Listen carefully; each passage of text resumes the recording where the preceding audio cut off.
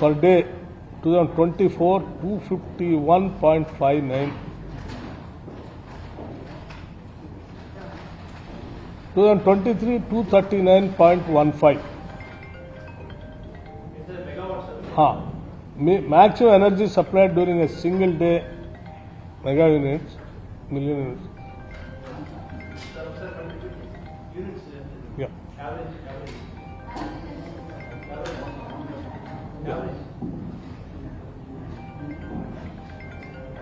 I'll give you a copy also. This andarki copy istanu. I'll give you a copy to all the people. And ఇది month wise మేము ఇచ్చాను. అట్లాగే action plan for the summer also highest peak demand ఉండేటువంటి during April May కూడా 2024 వరకు కావాల్సినంత power supply ఎటువంటి ఇబ్బంది లేకుండా తెలంగాణ ప్రజలకు ఎంత కావాలో అంత ప్లాన్ చేసి రెడీ చేసి పెట్టుకున్నాం.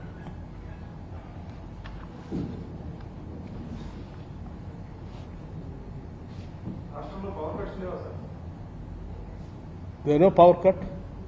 We are giving full. ఆయన ఇంకో మాట కూడా అన్నాడు, సారీ, ఏదో హైదరాబాద్ అంటే ఐలాండ్గా చేసిండు.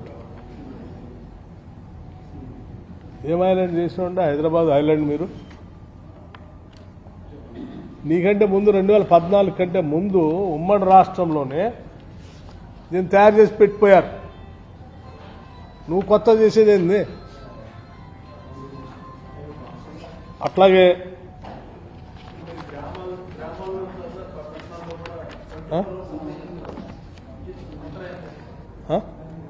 తర్వాత గ్రిడ్ సంబంధించి కూడా మాట్లాడిన ఆయన వచ్చిన తర్వాత grid, southern grid, northern grid, east west అన్ని నేను అదే 2014 కంటే ముందే 2013లో అనుకుంటా ఆనాటి యూపీఏ ప్రభుత్వమే దేశంలో గ్రిడ్ మొత్తం దేశం మొత్తానికి గ్రిడ్ ఏర్పాటు చేసే ప్రక్రియ చట్టం తీసుకొని వచ్చి చేసిపోయారు.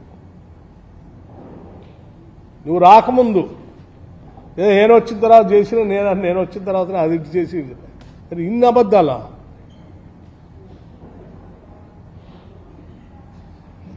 ఇది పవర్లో ఇట్లా మాట్లాడుతుంది. మళ్ళీ ఇక ఇంకో ఆయన రైతు బంధు గురించి మాట్లాడలేదు. నేను పోయినా అసలు రైతు బంధుకి డబ్బులు ఇచ్చేవాడే లేకుండా పోయింది.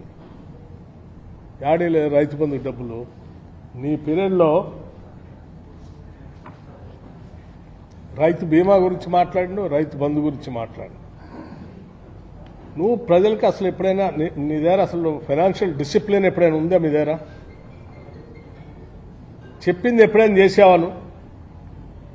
నేను అడుగుతున్నాను, నేను నిలబెడతా వెళ్ళని రణరంగం చేస్తాం, తాడదీస్తాం అంటున్నావు. ఏంటి రణరంగం చేసేది?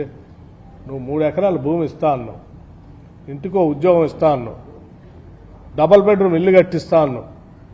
ప్రతి మండలంలో 3 తగ్గకుండా ఎల్కేజీ టు పీజీ వరకు అద్భుతమైన రెసిడెన్షియల్ స్కూల్స్ కట్టిస్తా, గర్ల్స్కి బాయ్స్కి సపరేట్ స్విమ్మింగ్ పూల్స్ కూడా పెట్టిస్తా అన్నావు.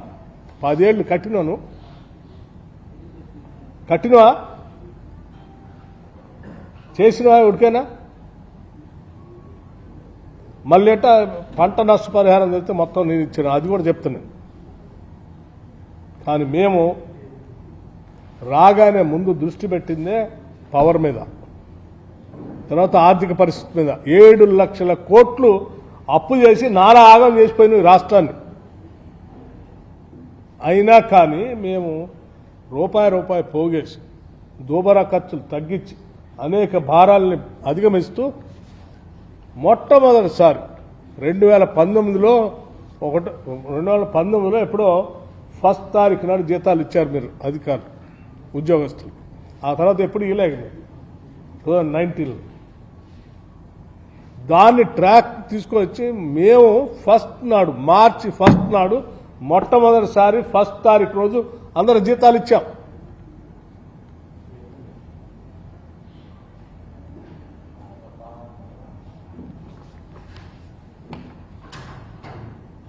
దానికి సంబంధించి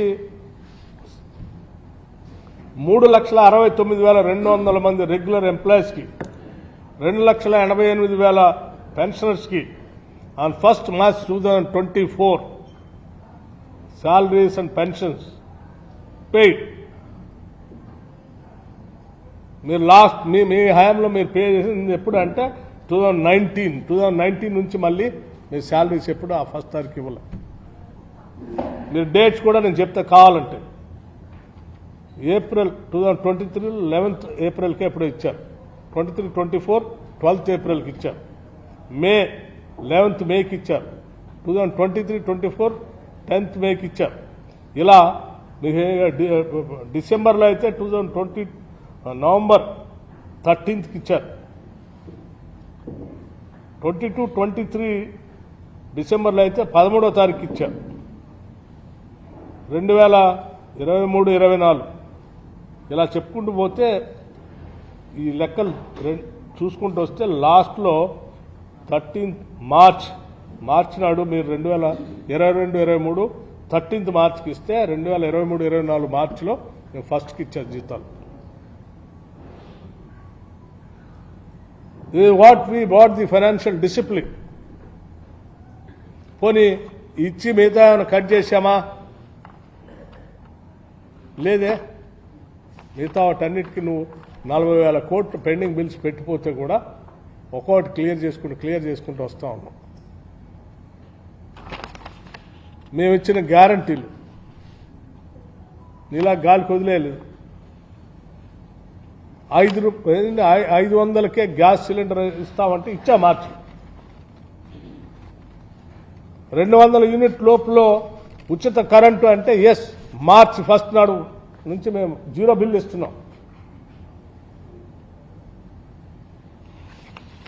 అట్లాగే ఫ్రీ బస్ రైడ్ అన్నాం, మహిళలందరికీ ఇస్తాను ఉచితంగా బస్ రైడ్. 10 లక్షల రూపాయలు రాజీవ్ ఆరోగ్యశ్రీ అంటే ఇస్తా ఉన్నాం, ఆల్రెడీ ఇంప్లిమెంట్ చేస్తా ఉన్నాం మేము. ఇవి కాకుండా ఇంకా అదనంగా కూడా 10 ఏళ్లు మీరు రాష్ట్రంలో సగ జనాభా ఉన్నటువంటి మహిళల్ని గాలికి వదిలేస్తే ఐకేపీ ఇందిరా కాంతి పథకం కింద ఆనాటి ఉమ్మడి రాష్ట్రంలో వాళ్ళందరికీ వడ్డీ లేని రుణాలు ఇచ్చేవాడు. 10 ఏళ్లు మీరు ఇయ్యలే.